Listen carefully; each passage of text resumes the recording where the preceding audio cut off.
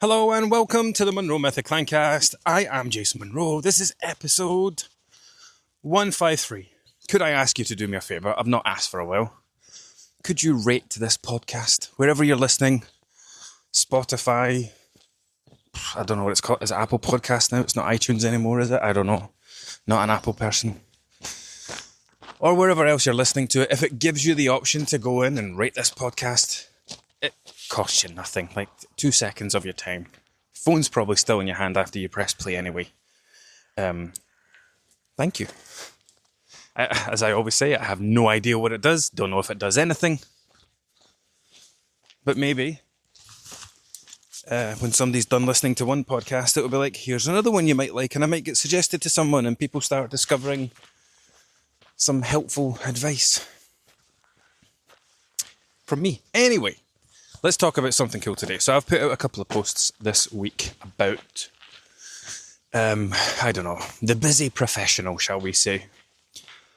I have a lot of clients who are like high-flying professionals, right? They've taken the career path, stuck in at school, straight to uni, great at uni, graduate with honours, into a good job, working their way up the ladder.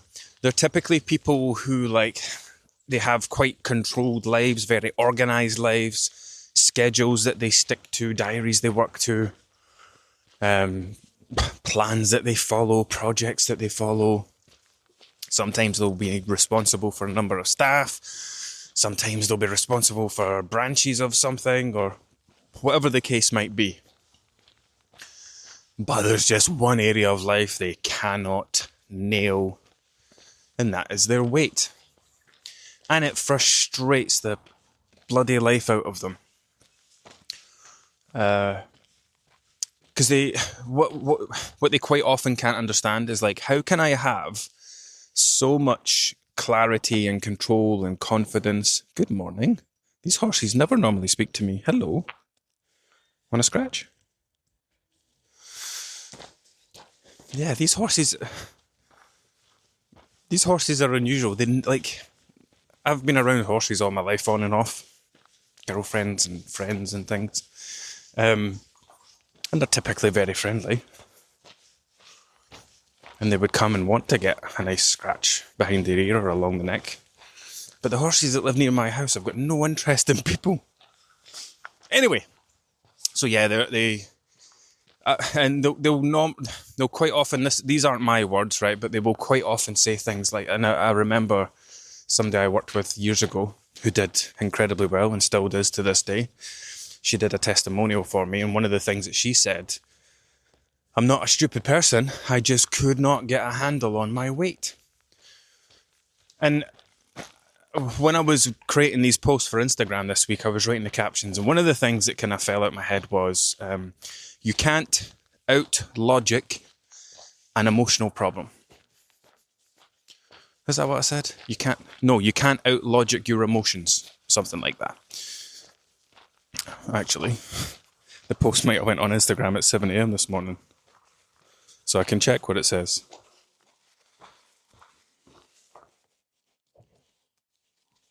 It says, no, it's not. Did I schedule that? I did. You can't out-logic emotions. And the problem is that these people have very logical minds, and they try to apply their very logical thinking to their emotions, and it doesn't work. They can't. Yeah, but it's like people who think about people who don't understand depression or anxiety, right? They're like, yeah, just be happy. Just be happy. Like, that's all you do. You just be happy. Never mind depression. You don't need medication. You don't need therapy. Just be happy. Do it. Just do it right now.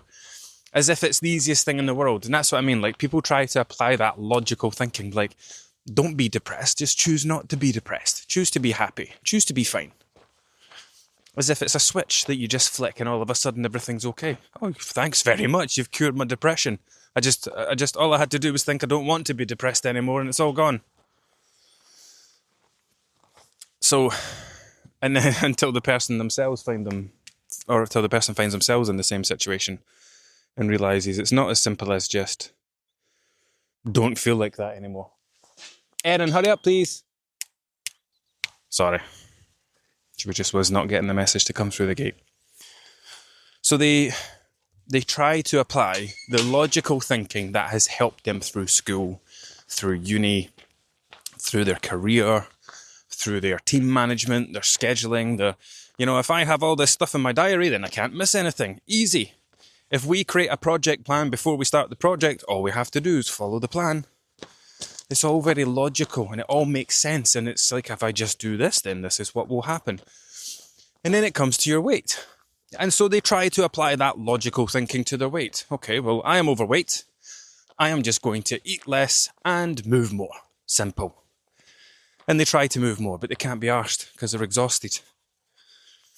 And they try to eat less, but they can't because they're stressed and emotional and run down and overworked. And they use food to cope. And this is where the frustration begins, right? Because you have a person who has so much control and influence over other areas of their life. They're used to things getting done for them. They're used to doing things for themselves. Like, you just do the thing and then that's it. Until it comes to eating. Why am I eating these biscuits? Why am I eating this bar of chocolate? Why did I say I was going to take 3 squares, but now the entire bar's gone? And they can't understand it, and it pisses them off. It makes them feel ridiculous. And it's, if you're listening to this, I want you to know how common this is, because it comes up a lot. I have the huge benefit of, there are many nutritionists out there, but not all of them do things the way that I do it. A lot of them only have private one-to-one clients, and they'll have 10 to 15 at a time. Somebody might only have 30 or 40 clients in a year. And over 10 years, a decade, that might only be 300 or 400 clients. It's still a great pool of experience.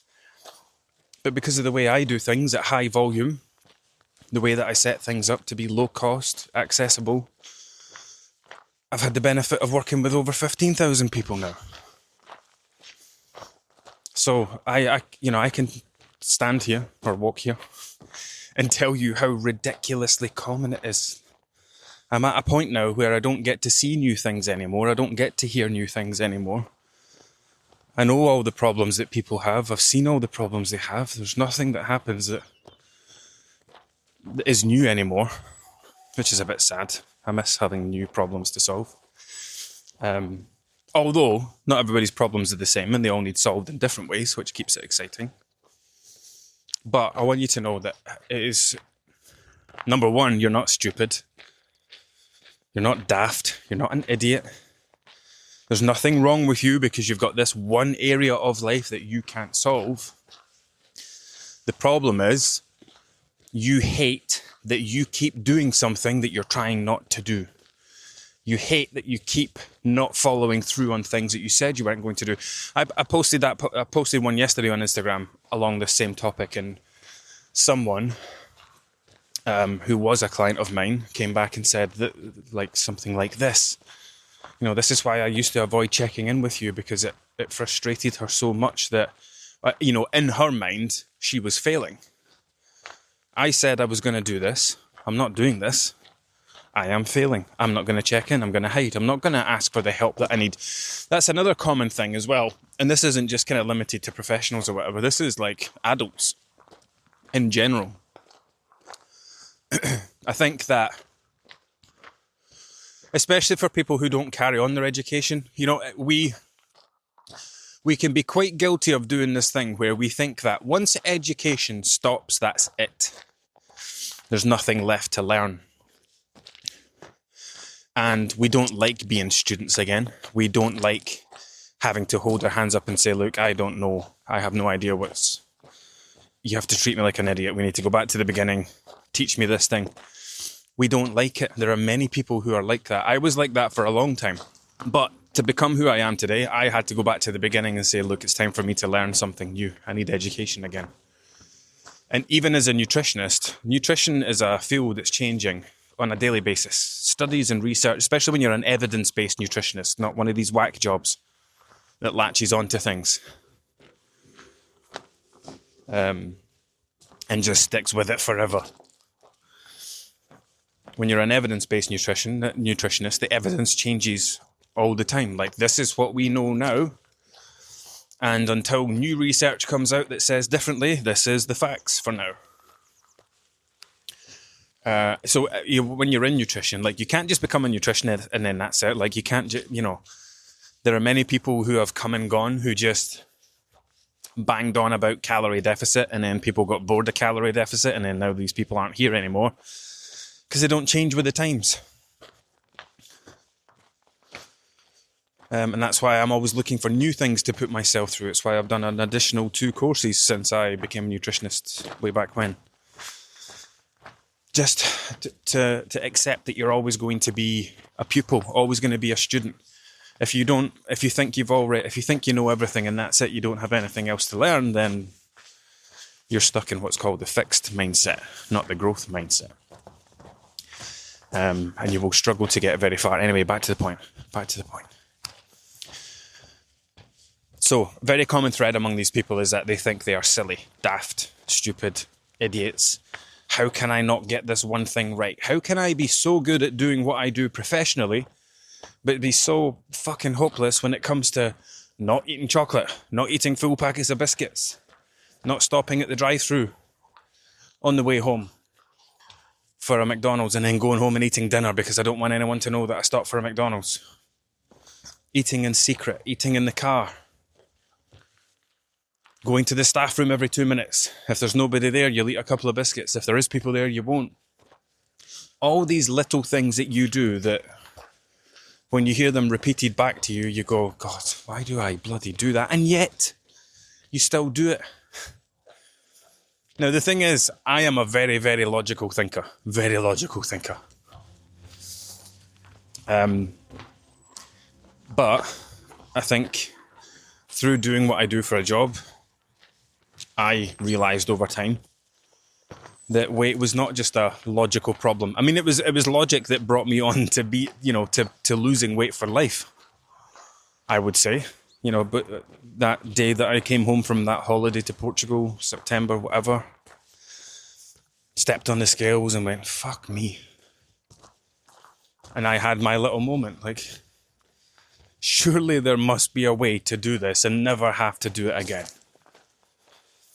And that was the day that I stopped looking for diets and started looking at, okay, how do I keep ending up in this position? Well, this is what you do. You do this, and this, right. Now I need to work on trying not to do those anymore. But again, logical thinking can come in here in a positive way and say, but if it was as simple as just not doing them anymore, then you would already not be doing it. So there's something else going on. And then that's when you start to explore your more deeply rooted emotional connections to food, the morality that you've attached to them. And I would say that our childhoods, especially when I say our childhoods, I reckon most people listening to this, in fact, I'll probably get stats for it, but I would say that most people listening to this are probably in my age group. I said this to someone yesterday who's returned, that I worked with in 2018, but went through a tragedy and regained a lot of weight. I said to them that, as I've gotten older, the age group of people that I work with has gotten older. Like, I see the age of every single person that comes in because it's a question I need to ask to be able to calculate calories and things. And in the olden days, 2018, back at the start, I regularly had people in their early 20s coming in, 21, 22, 23. Fast forward 8 years. Very rarely would I have someone in their 20s, and if I do, it's 27, 28. The most people I work with are now kind of 35 to 55, average. I do work with many people who are older than 55 as well. And yeah, the demographic has shifted slightly. And it's interesting because it's a whole new, depending on the age group of people, depends on the different problems that they have. So now a lot of the things I talk about are menopause, pre-menopause. So I'm going to start talking about this more. Never mind perimenopause, let's talk about pre-perimenopause. We'll get to that another day. Yeah, so when I say our generation, what I mean is people who were born in the 70s and 80s were parented in similar ways. You know, food was still... I kind of feel like we are living in the outcome of a post-war weight boom. I've never said that or thought that before. But if you think about it, our grandparents went through a war. My papa fought in the war. He was a German. That was my dad's mum's dad. My mum's dad fought in the war. And if you think about it, like, food was... No, I'm not a historian, right? So I might sound stupid here, but it's not my area. But we had rationing. Food was rationed. Food was scarce. Boats were getting blown up. Food wasn't getting in. They tried to send food from America. Those were getting blown up by U-boats. Food was scarce. People were hungry. Being overweight was not particularly a thing. And then once we get into like the 70s and 80s, there's still that hangover of the scarcity mindset. So grandparents gave it to our parents gave it to us. You know, all this, you can't waste food. Do you know, it often makes me wonder, like, do people in other countries also talk like that? Like, if you go to countries that weren't affected by war, do they still have that, oh, you can't waste food mentality? Oh, you can't put food in the bin. You need to use yourself as a food bin and eat the food. I often wonder if, like, is that just a cultural thing that we have here because of war times? Or is that like a universal thing? Anyway, yeah, I think a lot of the issues that we have with food are hangovers from British history. Oh, you can't leave food on your plate. Oh, you need to eat. You know, this, oh, you're going to grow up to be a big, strong boy, like all that mentality.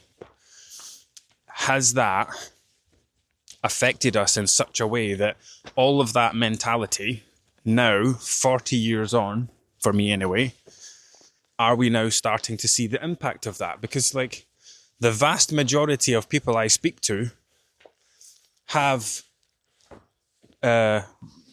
these same things from their childhood. You know, always comes up because I ask people about their history when they come to work with me. And it's, you know, they usually go back to childhood. Spoke to someone yesterday. Oh, food. Food was always a treat. Food was, you know, when I was younger, food was used as a treat, as a punishment, as a reward, to soothe. I was at the park on Friday with the kids after school. One of the kids fell. And the mum says, come on to the shop and we'll get you a sweetie.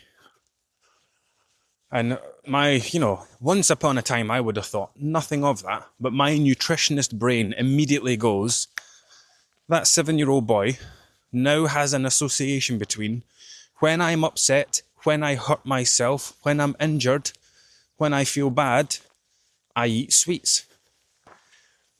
And like I know, like I can witness, I look at that and think that's the thing that I deal with today in adults. If I could fast forward the clock right now 30 years, your son might be sitting on a couch, feeling down, with a bag of Haribos. And it might stem back to this one occasion at this park when he fell off that climbing frame and hurt himself. And instead of giving him a hug and the magic kiss or the magic sponge or whatever you do to make things feel better, You said, let's go to the shop and get you a sweet and cheer you up. That's how it starts. That's how it begins. That's how self-soothing with food begins. It begins at, or it can begin at childhood. We can also do it later on in life. But for me, that moment plants a seed. Sometimes the seed takes root and grows. Sometimes it doesn't. When I was younger, like, fucking dinner times were a war. A war. My mum must have hated it. You will not leave the table until that plate is clear. So that was a big deal. We didn't have a lot of money. My mum stayed at home and looked after the three of us. Dad was a taxi driver, also doing odd jobs to make money. So money was scarce. And if money is scarce, you're not going to allow your kid to eat half a dinner, say they don't want the rest, and then half an hour later tell you they're hungry again. I think that was one of my mum's biggest pet peeves. She detested the whole, the constant, I'm hungry. So we got overfed at meal times. You will eat all of that. Clear that plate. Eat it all. Because I don't want you coming back telling me you're hungry in half an hour. And that was great at the time because it solved a short-term problem for her. But it created a long-term problem for me. My brother's never really been overweight. Not that I've ever noticed. He's pretty much been the same his whole life. My sister's heavily overweight and has been for a long time. And throughout all my 20s, I was pretty overweight. And, well, it's not all down to childhood. Childhood certainly sets us up for it. So it's not your fault. You're not daft, you're not stupid, you're not an idiot, you're not silly. You've not done anything wrong, you're just who you are, you're a person. You are the product of your upbringing and the product of your life experiences to date. That's all you are. And if you are a product of the past, then you can also become a product of the future. Ooh, write that down. It needs refinement, but that's pretty good. If you can be a product of your past. So today, right now, is the 20... I'm tracking my walk. And when I track my walk, it doesn't show me the date. Oh, there we go. Tuesday the 30th of September. Everything that has happened from now backwards has turned you into the person that you are today.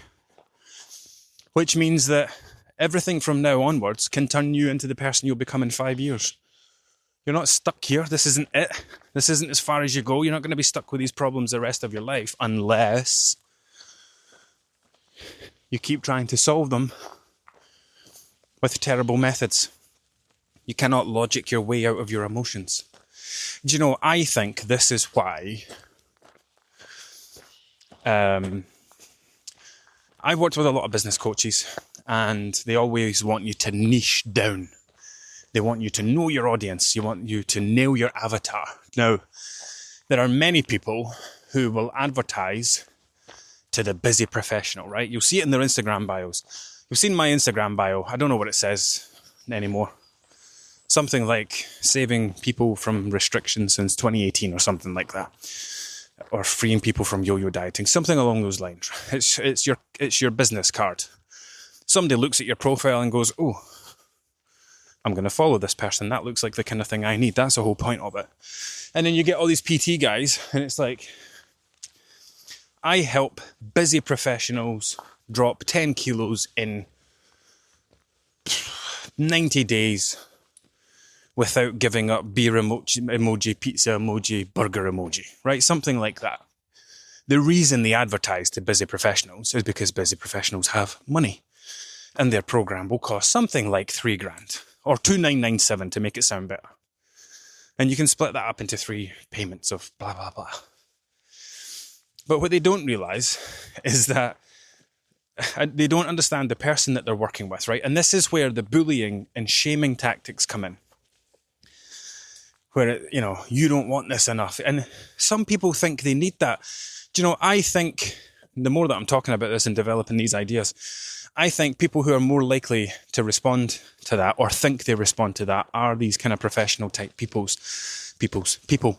They think they need to be bullied. Like, if I can't make myself do it, let's get this guy to scream at me. Maybe he'll be able to make me do it. This is why, we'll end on this so it doesn't turn into a tangent. I have heard recently about a few awful people in the industry. One has been around for as long as I have. The other one's relatively new to me. Some meal prep person. And their clients come to me and, again, we talk about history and they say, God, I worked with this awful person. All they did was fat shame and bully.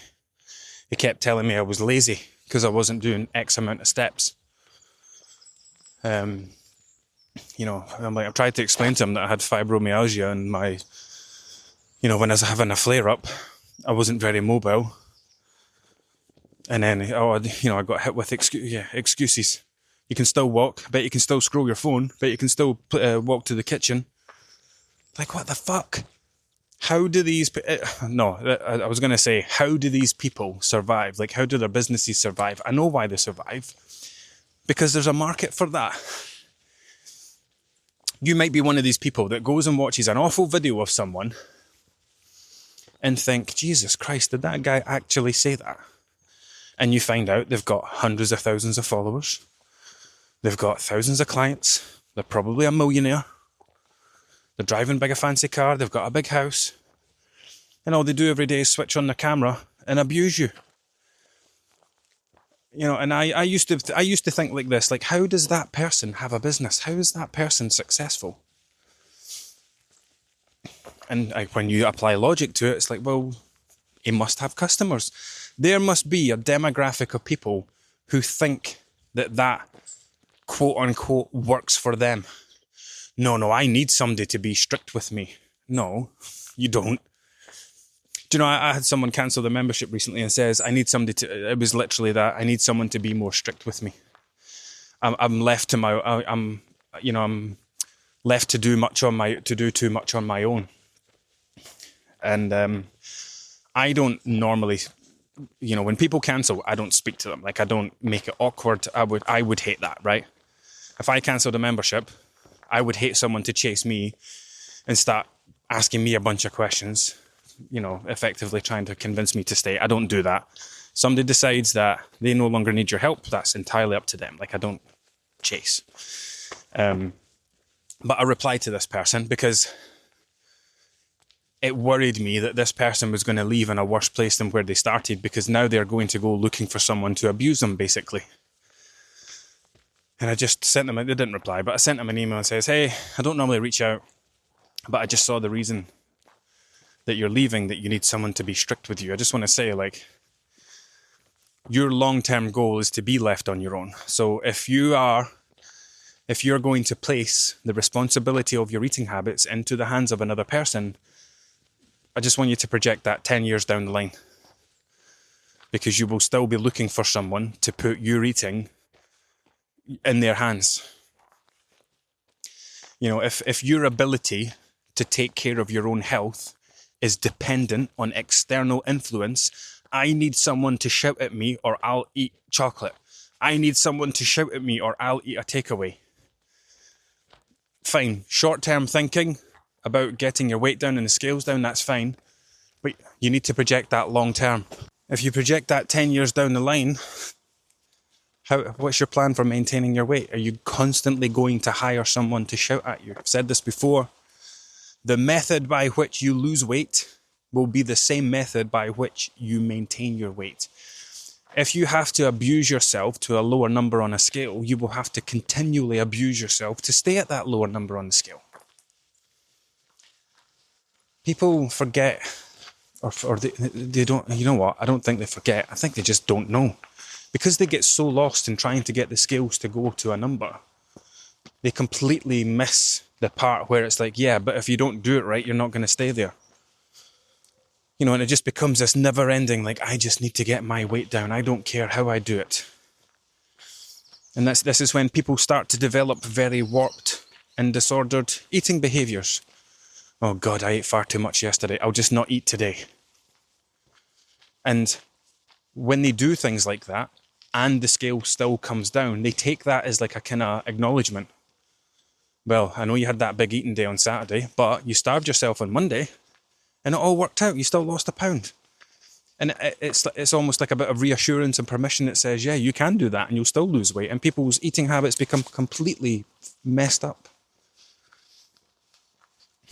But and I see it all the time in these diet histories. I had a PT, it was great. I lost 10 kilos with him, felt great. But then I had to stop going because I couldn't afford it anymore and I put all the weight back on. And it's like because you created a dependency on a person. Something I try very, very hard to do is make sure that people are, number one, not dependent on me. So I'm not giving out meal plans. I'm not telling people what to eat. I'm not constantly spoon feeding them. I'm giving them the information. They're going and applying it. They come back to me and I let them know how well they're doing. It is a very carefully crafted process to make sure that it does not create a dependency on me. Again, another thing that comes up a lot, people say in their check-ins, I've felt like this or I've not been doing this. I need a kick up the bum. I say the same thing to every single person. It's not my job to give you a kick up the bum. And then I'll rephrase it and say, it is not the responsibility, it's not anyone else's responsibility to force you to prioritize your own health. And I say it like that because it hits really hard. It's not my job to tell you that you need to lose weight. You came to me because you wanted to lose weight. It's not up to me to force you to do it. It's not up to me to make you do it. Now, the reason I have that discussion, again, carefully crafted process, we're not creating a dependency on me. Imagine I did give that kick up the bum. Imagine I did go down that route of like tough love, I think they call it. To everyone else, it's fat shaming. Imagine I did go down that route of tough love and, for 2 weeks, they feel really motivated because this guy that they respect and they're giving money to and they respect their opinion and their experience and whatever, says, you should be doing this, you should be taking your health seriously, blah, blah, blah. Cool, that lasts for 2 weeks, you feel super motivated and then it fades and it runs out and then you need to come back to me to get more. That creates dependency. And it's the same with tracking. Even with tracking calories. I work very hard to make sure people are not becoming dependent on an app to tell them how they eat. It's constantly, remember, you're using the app to track your choices. You're not using the app to dictate your choices. You use the app to track your choices. We take a look at the data in the app to see what your choices look like. And then we say, okay, you could be doing a little bit less of this and a little more of this. And then you make some different choices. That's all we're doing. We're not working on the tracking process. We're working on the decision process. So that you should be able to, at any point, stop tracking and continue eating the same because you're not using the app to dictate your eating. But the method by which you lose weight will be the method by which you maintain it. So if you use injections to lose weight, you'll use injections to maintain. If you use negative language, shaming, or either negative self-talk is what I meant to say. So if you use negative self-talk or shaming or external shaming coming from others, then that's what your long-term quote-unquote success is going to be dependent on. This is what, the difference between people who are successful and unsuccessful is that the successful people followed a method that they could keep up with for life. The unsuccessful people follow methods that come and go. Anyway, Christ, how did I get onto all this again? What was the start of it? Oh yeah, professional people, not stupid, blah, blah, blah. Cool. Right, that's enough from me. Until next time.